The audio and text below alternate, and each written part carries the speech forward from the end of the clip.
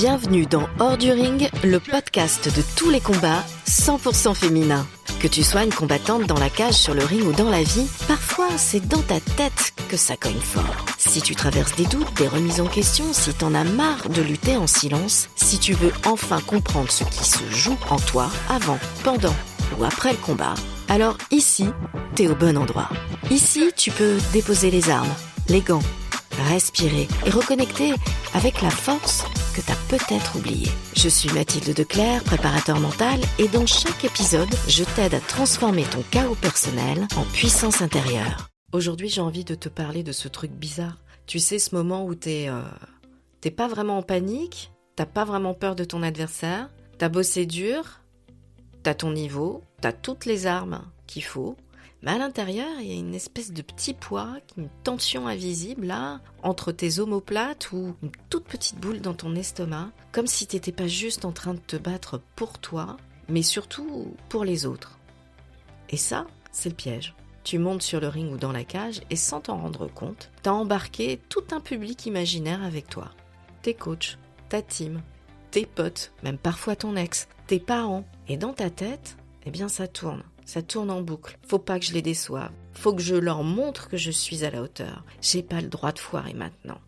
Et le résultat de tout ça, de ces belles interrogations, eh bien, t'as beau être prête, lui, ton corps, il devient ultra prudent. T'oses plus, tu donnes moins, et tu finis par t'éteindre dans le combat. Pas parce que t'étais pas prête, mais parce que t'as porté plus que ton sac de sport ce jour-là. Et c'est des choses qui me sont arrivées il y a longtemps. Un jour, j'ai combattu alors que dans ma tête, j'étais pas en train de me battre contre quelqu'un, j'étais en train de me battre pour être à la hauteur à la hauteur de ceux qui croyaient en moi, à la hauteur de ce que j'avais promis, à la hauteur de ce que je voulais prouver à ceux qui doutaient de moi. Alors j'ai pas perdu ce combat, mais quand j'en suis sortie, j'étais totalement vidée. Pas fatiguée physiquement, mais fatiguée émotionnellement. Parce que j'avais combattu sous pression, au lieu de combattre avec passion. Et ce jour-là, j'ai capté un truc. Je m'étais pas battue de façon sereine, en fait. Je m'étais battue avec une surveillance intérieure très prenante. Et puis un jour, il y a un de mes coachs qui m'a posé cette question et qui m'a dit « Si ton problème, en fait, c'était pas la peur de perdre, mais la peur de ne plus être aimé si tu rates. » Et là, ça a été un vrai déclic pour moi. Parce qu'en vrai, c'était ça. Je voulais pas décevoir. Mais plus profondément, je voulais pas perdre mon lien avec les autres. Je voulais pas qu'on m'aime moins si j'étais pas parfaite. Je voulais pas que mes proches soient déçus, et particulièrement mon père, même s'il m'avait rien demandé. Je sais pas si tu vois le truc. C'est une peur relationnelle.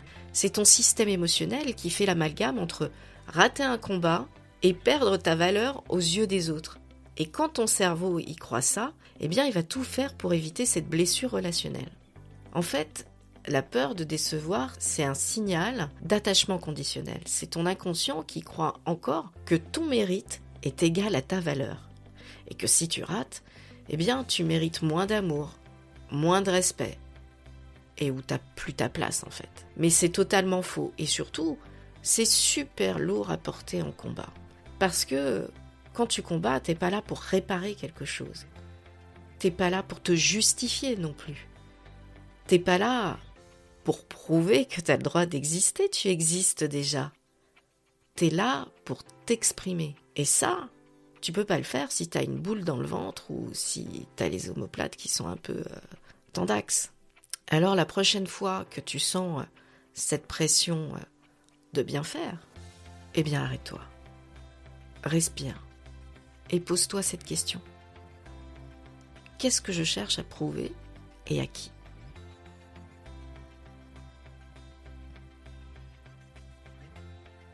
Parce que si tu combats pour prouver quelque chose à quelqu'un, c'est que tu es déjà en train de porter un poids qui ne t'appartient pas.